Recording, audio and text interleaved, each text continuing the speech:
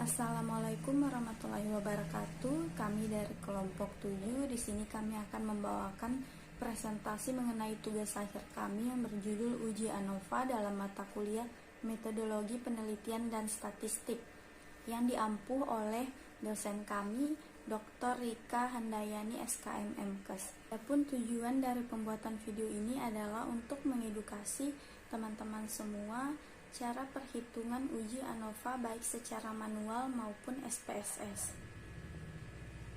Analisis uji ANOVA atau parametrik, interpretasi hasil uji baik secara manual maupun dalam bentuk SPSS. Adapun anggota kelompok kami yaitu Ponikasma Anggraini, Sugiyarti S. Dulati, Nada Novawanda, dan Nurfika Putri. Pengertian uji analisis of variance atau ANOVA. Uji ANOVA adalah suatu metode analisis statistika yang termasuk ke dalam cabang statistika inferensi. Dalam literatur Indonesia, metode ini dikenal dengan nama lain seperti analisis ragam, sidik ragam, analisis variansi, dan merupakan pengembangan dari masalah Banner-Fisher sehingga uji F yang juga dipakai dalam pengambilan keputusan. Kemudian untuk menguji hipotesis yang menyatakan perbedaan parameter rata-rata satu variabel terikat untuk lebih dari dua kelompok sampel. Variansi adalah besaran statistika untuk menunjukkan ukuran penyebaran data. Makin menyebar suatu data, makin besar nilai variansinya. Makin tidak menyebar suatu data, makin kecil nilai variansinya. Pada data seragam atau data yang tidak menyebar, variansi adalah 0. Berikut adalah klasifikasi uji analisis of variance. Yang pertama adalah one-way ANOVA atau ANOVA satu arah. ANOVA yang didasarkan pada pengamatan satu kriteria atau satu faktor yang menimbulkan variasi. Yang kedua adalah two-way ANOVA atau ANOVA dua arah. ANOVA yang didasarkan pada pengamatan dua kriteria atau dua faktor yang menimbulkan variasi. Nah, one-way ANOVA satu arah digunakan untuk membandingkan rata-rata kelompok dengan faktor pembeda hanya satu faktor macam pembeda.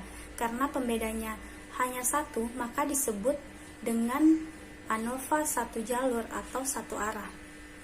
Kemudian persyaratan uji one-way ANOVA. Yang pertama, data minimal berskala interval, data berdistribusi normal, variansi antar kelompok homogen, dan sampelnya random. Pengukuran total variabilitas atas data yang ada dapat dikelompokkan menjadi tiga bagian. Yang pertama, variabilitas antar kelompok. Yang kedua, variabilitas dalam. Yang ketiga, jumlah kuadrat penyimpangan total. Nah, berikut adalah contoh dari one-way ANOVA. Dari data tabel berikut menyatakan lamanya jam kesembuhan dari 3 merek obat anti nyeri yang diberikan kepada ibu yang mengalami ruptur perineum tingkat 2. Lakukan analisis varians dan uji hipotesis pada taraf nyata 0,05 bahwa rataan lamanya jam kesembuhan yang diakibatkan oleh ketiga merek obat sama saja. Nah, di sini terdapat kolom yaitu kolom pertama, kolom kedua, dan kolom ketiga. Nah, dalam satu kolom terdiri dari 5 baris, yaitu baris pertama, baris kedua, ketiga, 4, dan 5. Kemudian dari kolom itu kita akan menjumlahkan total dari kolom A, yaitu yang mana totalnya adalah 26. 26 ini didapatkan dari penjumlahan dari kolom A, yaitu 5 ditambah 4 ditambah 8 tambah 6 dan tambah 3. Begitupun dengan kolom B dan kolom C. Jadi jumlah total keseluruhan dari seluruh data kolom yang ada yaitu 26 ditambah 39 ditambah 20 sama dengan 85. Yang kedua adalah menentukan hipotesis. H0-nya tidak ada perbedaan lamanya ketiga obat tersebut dalam menyembuhkan luka perineum. H1-nya ada perbedaan lamanya ketiga obat tersebut dalam menyembuhkan luka perineum. Yang kedua menentukan taraf signifikan. Taraf signifikan atau alfa lebih kecil, maka penelitian semakin teliti. Dalam penelitian biasanya digunakan alfa 0,05. Yang ketiga adalah melakukan perhitungan. Nah, di sini setelah kita mencari total dari keseluruhan pada data, kita akan mencari JKT atau jumlah kuadrat total, yang mana rumusnya adalah sigma I dari I sampai dengan K, atau maksudnya adalah dari kolom pertama sampai dengan kolom ke K. Yang kedua adalah sigma J dari I sampai dengan N, yang mana maksudnya dari baris ke-1 sampai dengan baris ke N. YIJ kuadrat dikurangi dengan TIJ kuadrat dibagi dengan N dikali K. Nah, agar teman-teman tidak bingung, di sini saya akan tampilkan JKT sama dengan 5 kuadrat. Nah, 5 ini didapatkan dari semua total data yang ada pada kolom, yang mana 5 kuadrat, kemudian 4 kuadrat, kemudian 8 kuadrat, 6 kuadrat, 3 kuadrat, sampai dengan kolom terakhir yaitu 7 kuadrat. Kemudian dikurangi dengan 85 kuadrat. Nah, 85 kuadrat ini didapatkan dari jumlah total keseluruhan dari data di dalam kolom, yaitu 85, kemudian dikurangi dengan 5 dikali 3. Nah, 5 ini didapatkan dari jumlah baris, yaitu di sini ada 5 baris. Kemudian 3 ini didapatkan dari jumlah kolom. Nah, setelah itu kita jumlahkan, hasilnya adalah 557 dikurangi 481,67, hasilnya adalah 75,33. Kemudian kita akan mencari jumlah JKP atau jumlah kuadrat perlakuan, yang mana rumusnya adalah sigma I dari 1 sampai dengan K, yang mana maksudnya adalah dari kolom pertama sampai dengan kolom ke K. TI kuadrat. Nah, TI ini adalah jumlah dari masing-masing kolom dibagi dengan NI, yang mana NI ini adalah jumlah baris dari masing-masing kolom, kemudian dikurangi dengan TIJ kuadrat, yang merupakan jumlah data dari kolom dibagi dengan N, kemudian dikali dengan K, atau K ini adalah jumlah kolom. Nah, berikut hasilnya yaitu 26 kuadrat ditambah 39 kuadrat ditambah dengan 20 kuadrat.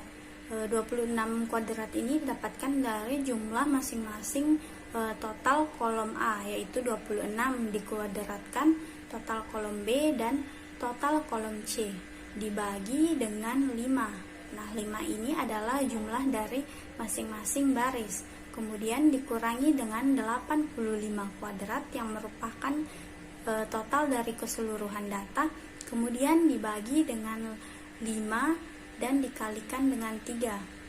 Seperti yang tadi, 5 ini adalah jumlah baris dan 3 adalah jumlah kolom, yang mana hasilnya kita akan mendapatkan 519,4 dikurangi 481,67, hasilnya adalah 37,73. Nah, setelah kita mendapatkan JKP, kita akan mencari JKG. Adapun rumus JKG ini adalah JKT dikurangi dengan JKP, yang mana jumlah dari JKT sudah kita dapatkan tadi, yaitu 75,33, kemudian dikurangi dengan total JKP yaitu 37,73, hasilnya adalah 37,6. Nah, kita telah mendapatkan jumlah JKG, JKT, dan JKP. Kemudian kita akan melakukan matrik perhitungan. Saya akan menampilkan tabel ANOVA dan jumlah yang telah kita dapatkan tadi, yaitu JKP, JKG, dan JKT. Kemudian masukkan angkanya dalam tabel. Jadi misalkan JKP 37,73, jumlah kuadrat galat 37,6, kemudian JKT-nya adalah 75,33, dan derajat bebas rumusnya adalah K dikurangi 1 atau 3 dikurangi 1 sama dengan 2. 3 ini adalah jumlah kolom dikurangi 1, maka hasilnya adalah 2. Kemudian derajat bebas Galat, yaitu rumusnya K dikali N dikurangi 1, yang mana 3 adalah jumlah dari kolom, kemudian dikalikan dengan 5, yang mana 5 ini adalah jumlah baris dikurangi 1, jadi 3 dikali 4 sama dengan 12. Kemudian derajat bebas total yaitu N dikali K dikurangi 1, yang mana 5 dikali 3 dikurangi 1 hasilnya adalah 14. Kemudian rataan kuadrat, rumusnya adalah RKP sama dengan JKP dibagi dengan DBP atau derajat bebas perlakuan, yang mana hasil dari RKP tadi adalah 37,73 dibagi 2, yang hasilnya adalah 18,865. Kemudian rataan kuadrat Galat, rumusnya adalah RKG sama dengan JKG dibagi dengan DBG, yaitu hasilnya adalah 37,6 dibagi 12, hasilnya 3,13. Kemudian kita akan mencari F hitung, yang mana rumusnya adalah RKP dibagi RKG, yang mana RKP tadi adalah hasilnya 18,865 dibagi dengan 3,13, hasilnya adalah 6,03. Adapun cara membaca dari F tabel ini, kita akan fokus pada derajat bebas perlakuan, yang mana hasil dari derajat bebas perlakuan yang telah kita cari tadi adalah 2. Maka kita akan mencari pada F tabel kolom kedua. Kemudian derajat bebas Galat sebanyak 12, maka kita akan mencari pada baris ke-12. Dan jika dihubungkan, kita akan mendapatkan hasil 3,89. Kemudian kita akan melakukan analisis hasil perhitungan, yang mana titik kritisnya sebagai berikut. Tolak H0 ketika F hitung lebih besar daripada F tabel, dan terima H0 ketika F hitung kurang dari atau sama dengan F tabel. Nah, F hitung yang telah kita dapatkan tadi adalah 6,03, sementara F tabel yang telah kita dapatkan nilainya adalah 3,89. Maka dari itu kita akan mengatakan bahwa tolak H0, artinya ada perbedaan lamanya ketiga obat tersebut dalam menyembuhkan luka perineum. Kemudian materi selanjutnya akan dilanjutkan oleh rekan saya, Nurfika Putri. Kepadanya saya persilahkan. Baik, saya akan melanjutkan materi yaitu uji ANOVA tuai secara manual. Jadi ANOVA 2 jalur memiliki perbedaan dibanding ANOVA 1 jalur. Perbedaannya adalah pada jumlah variabel independen. Pada ANOVA 1 jalur hanya ada satu variabel independen. Nah, sementara pada ANOVA 2 jalur ada 2 atau lebih variabel independen. Nah, selanjutnya kita ke contoh soal. Data berikut adalah nilai akhir yang dicapai 5 mahasiswa dalam mata kuliah ilmu kebidanan, asuhan persalinan, biokimia, dan herbal medicine.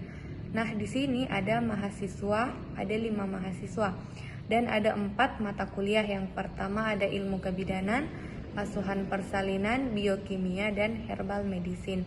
Nah, untuk taraf nyatanya itu kita menggunakan 0,5 untuk menguji hipotesis. Ada 2. Yang pertama itu kelima mahasiswa mempunyai kemampuan yang sama, dan yang kedua itu keempat mata kuliah mempunyai kesulitan yang sama. Selanjutnya itu langkah pertama itu menentukan hipotesis.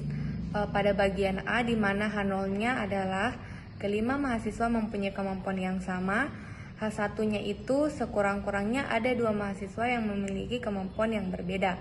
Kemudian yang bagian B, H0-nya itu keempat mata kuliah memiliki kesulitan yang sama. Kemudian H1-nya itu sekurang-kurangnya ada 2 mata kuliah yang mempunyai kesulitan yang tidak sama. Langkah kedua itu menentukan taraf signifikan. Di sini kita menggunakan taraf signifikan 0,05. Nah, selanjutnya kita masuk ke langkah ketiga yaitu menentukan poin kritis. Pada bagian A, derajat kebebasan atau yang dilambangkan dengan DF, rumusnya itu R, di mana R itu adalah jumlah kolom dikurang 1, kemudian dikalikan R jumlah kolom dikurang 1, kemudian dikalikan C, di mana C itu adalah jumlah baris dikurang 1. Nah, hasilnya itu 4,4 kali 3. Hasilnya adalah 4,12. Nah, 4,12 ini kita masukkan ke tabel distribusi. Untuk mendapatkan poin kritis dari 4,12, kita cari angka 4 ke kanan, kemudian angka 12 ke bawah. Kita tarik garis lurus, hasilnya itu 3,26. Selanjutnya pada bagian B, DF, derajat kebebasan, rumusnya itu C, di mana C itu jumlah baris dikurang 1, dikalikan R, di mana R adalah jumlah kolom dikurang 1, kemudian dikalikan C, di mana C adalah jumlah baris dikurang 1. Hasilnya itu 3,12. Nah, untuk menentukan poin kritis dari 3,12, kita masukkan ke tabel distribusi lagi. Kita cari angka 3 ke kanan dan kita cari angka 12 ke bawah. Kita tarik garis lurus, hasilnya itu kita dapatkan 3,49. Baik, selanjutnya itu langkah keempat, melakukan perhitungan. Di sini ada 5 mahasiswa dan ada 4 mata kuliah. Mata kuliah pertama ada ilmu kebidanan, ada asuhan persalinan, ada biokimia, dan ada herbal medicine. Di sini ada jumlah totalan, jumlah baris itu kan ada 4, jadi yang baris pertama itu ada ilmu kebidanan, total nilainya itu 370. Mata kuliah kedua asuhan persalinan totalnya itu 373, mata kuliah biokimia itu totalnya 379, dan mata kuliah herbal medicine itu totalnya 359. Nah, untuk jumlah kolom pertama itu ada jumlahnya 259, jumlah kolom kedua jumlahnya 354, jumlah kolom ketiga itu totalnya 275, jumlah kolom keempat totalnya 271, dan jumlah kolom kelima itu totalnya 322. Baik, selanjutnya kita mencari jumlah kuadrat. Yang pertama itu jumlah kuadrat total. Untuk menentukan hasil dari jumlah kuadrat total, kita masukkan semua nilai awal, itu ada nilai pertama 68, ada 83, dan sampai nilai akhir itu kita dapatkan 87. Kemudian kita kurang dengan hasil semua nilai akhir, hasilnya itu 1481, kita kuadratkan, kemudian kita bagi dengan jumlah kolom dan jumlah baris, itu hasilnya 20. Nah, hasil dari keseluruhan nilai mata kuliah itu hasilnya 112.441. Kemudian kita kurang dengan hasil jumlah keseluruhan mata kuliah yang kita kuadratkan dan kita bagikan 20, itu kita dapat hasilnya 1,9668,05. Kemudian kita dapat hasilnya 2772,95. Selanjutnya 22 kita kuadratkan, kemudian kita bagi dengan 4. 4 ini kita dapatkan dari jumlah baris, ada 4. Kemudian kita kurang 1481 kuadrat, ini kita dapat dari keseluruhan hasil jumlah nilai mata kuliah, kemudian kita bagi 20. 20 kita dapat dari jumlah baris dikalikan dengan jumlah kolom. Hasilnya itu kita dapat 1618,7 kuadrat. Selanjutnya untuk menentukan jumlah kuadrat kolom. Untuk menentukan jumlah kuadrat kolom, kita ambil hasil dari baris pertama itu 370 kuadrat, ditambah dengan baris kedua 373 kuadrat, ditambah dengan baris ketiga 779 kuadrat, ditambah dengan baris keempat 359 kuadrat, kita bagi 5. 5 kita dapat dari jumlah kolom, kemudian kita kurang 1481 kuadrat, itu kita dapat dari keseluruhan hasil nilai, kemudian kita bagi 20. 20 kita dapat dari jumlah baris dikalikan jumlah kolom. Hasilnya itu kita dapatkan 42,15. Selanjutnya untuk menentukan jumlah kuadrat galat, kita ambil hasil dari jumlah kuadrat total jumlah kuadrat baris, dan jumlah kuadrat kolom. Nah, jumlah kuadrat total itu 2772,95 kita kurang dengan jumlah kuadrat baris 1618,7, kemudian dikurang dengan jumlah kuadrat kolom 42,15. Hasilnya itu kita dapatkan 1111,65. Masukkan ke dalam tabel ANOVA. Yang pertama itu ada sumber keragaman, nilai tengah baris. Jumlah kuadrat 1618,7. Ini kita dapat dari jumlah totalan kuadrat baris. Kemudian derajat bebas 5 kurang 1, 4. Kuadrat tengah 1618,7 kita bagi 4, hasilnya 404,675. Kemudian nilai F hitungnya 404,675 dibagi dengan 92,6375, hasilnya kita dapatkan 4,37. Selanjutnya ada nilai tengah kolom 42,15. Ini kita dapat dari hasil totalan jumlah kuadrat kolom. Derajat bebas 4 kurang 1 sama dengan 3. Kuadrat tengahnya 42,15 kita bagi 3, hasilnya 14,5. Kemudian F hitungnya itu 14,05. Kita bagi dengan 92,6375, hasilnya kita dapatkan 0,152. Selanjutnya ada kuadrat galat, jumlahnya itu 1111,65. Derajat bebasnya 12, 12 kita dapat jumlah kolom dikali jumlah baris itu 12. Kemudian kuadrat tengah 1111,65 kita bagi 12, hasilnya kita dapatkan 92,6375. Kemudian totalannya itu 2772,95, dan derajat bebas jumlah baris dan jumlah kolom kita kalikan, kemudian kita kurang 1, hasilnya itu 19. Kita bisa lihat pada gambar yang pertama itu tolak H0, ada beda rata-rata dari kelima mahasiswa tersebut. Nilai F-nya itu 4,37 yang tanda merah. Kemudian yang bagian B, H0 tidak ditolak karena keempat mata kuliah tersebut memiliki kesulitan yang sama. Kita bisa lihat pada gambar itu yang 0,152 itu hasil dari nilai F hitung juga. Uji ANOVA one way secara SPSS dibantu dengan perangkat komputer.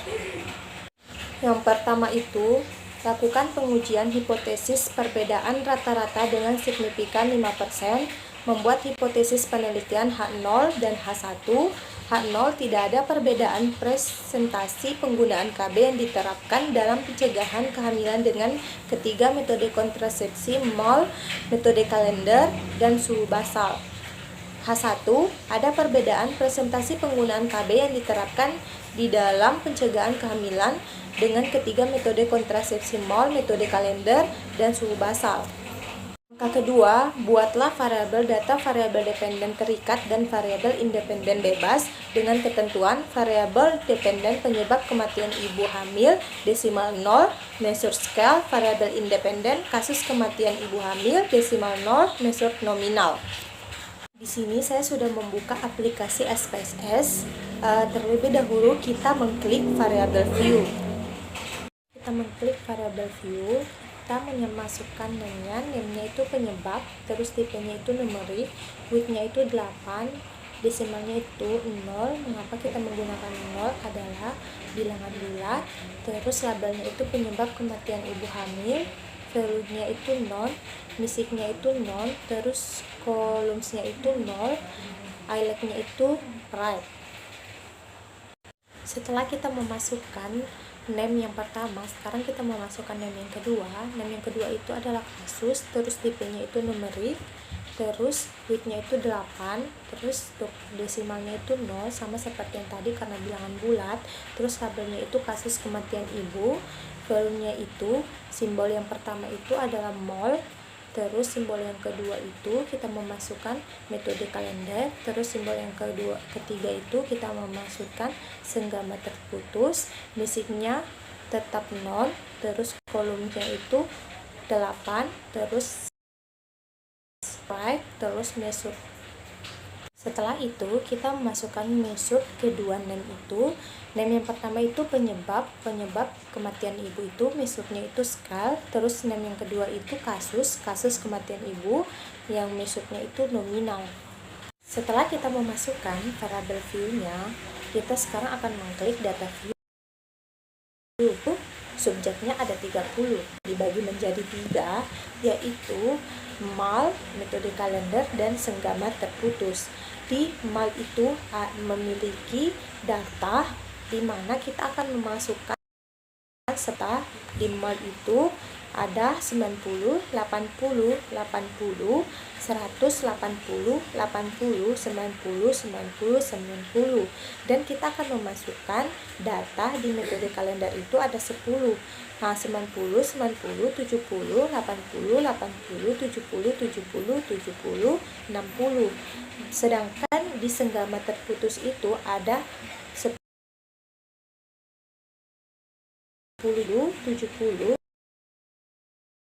80, 70, 70, 50.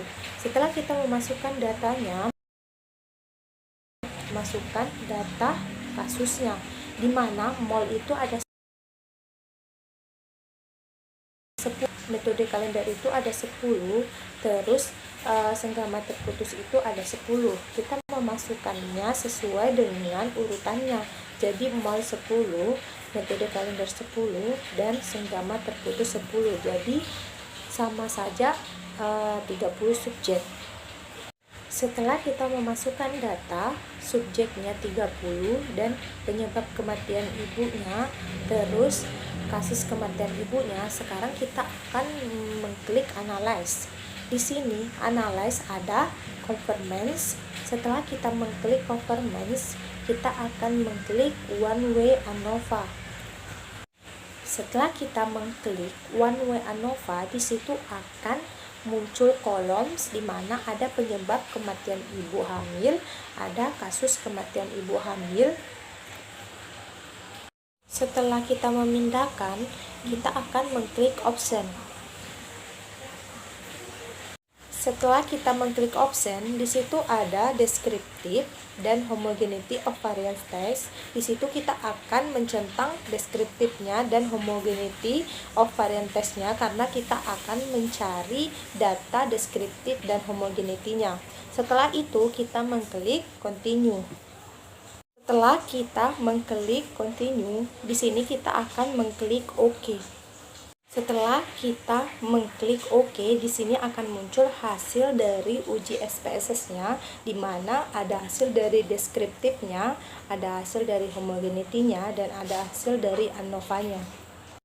Di sini ada hasil test of homogeneity of variance. Tujuannya itu dilakukan tes homogeneity untuk mengetahui apakah sampel yang digunakan mempunyai varians yang sama, homogen. Jika sampel tidak mempunyai varians yang sama, maka tidak dapat dilakukan uji one way ANOVA. Nilai signifikan 0,0%, dalam kurung 0,447, lebih besar dari 0,05. Sehingga tidak ada perbedaan nilai varians atau sampel homogen. Di sini ada tabel ANOVA-nya, di mana F hitungnya itu sama dengan 5,727 dan F tabelnya itu sama dengan 4,47. F hitung lebih besar dari F tabel, maka H0 ditolak, artinya ada perbedaan presentasi penggunaan KB yang diterapkan dalam pencegahan kehamilan dengan ketiga metode kontrasepsi, mal, metode kalender, dan suhu basal. Baik, di sini saya akan melakukan uji ANOVA two-way secara SPSS, di mana di sini uji perbedaan parametrik rata-rata satu variabel terikat untuk lebih dari 2 kelompok atau sampel. Dan yang kedua itu analisis variansi 2 jalur terdiri atas 2 faktor dengan 2 atau lebih level. Pun contohnya pengaruh metode kontrasepsi dengan efektivitas awal kontrasepsi terhadap pencegahan kehamilan. Faktor pertama itu metode kontrasepsi dengan level mal dan kalender, dan faktor kedua yaitu efektivitas awal kontrasepsi dengan level tinggi dan rendah. Pencegahan kehamilan merupakan variabel terikat. Pertama-tama kita buka SPSS, kemudian klik variabel view, baris name, kita isi metode kontrasepsi, kemudian efektivitas awal kontrasepsi, pencegahan kehamilan. Terus desimalnya kita ubah menjadi 0, measure-nya yang pertama kita ubah menjadi nominal, yang keduanya itu kita ubah menjadi nominal, dan yang ketiga itu square. Use-nya itu metode kontrasepsi, yang pertama itu mal, yang kedua itu metode kalender. Terus yang values kedua di efektivitas awal kontrasepsi, yang pertama kita isi tinggi, yang kedua rendah. Dan metode kontrasepsi, kemudian kalender sampai 20. Terus di efektivitas awal kontrasepsi kita isi tinggi sampai 10, rendah sampai 10, kemudian seterusnya. Di pencegahan kehamilan kita isi 90 sampai 4, 90 sampai 5, 80 70, 80, 70, 60, terus 90, dan seterusnya. Kita klik analyze, terus kita klik lagi general linear model, kemudian kita klik univariate. Masukkan pencegahan kehamilan di dependent variable, terus kita masukkan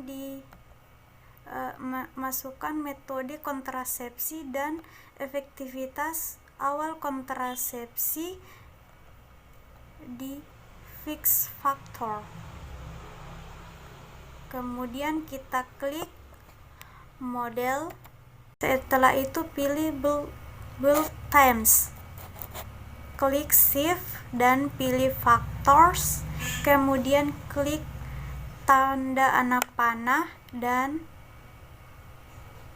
pilih tipe interaction. Setelah itu klik sum of screen, pilih tipe 3, tipe 3, dan center, terus klik setting inclusion in model dan klik continue, dan akan muncul hasilnya.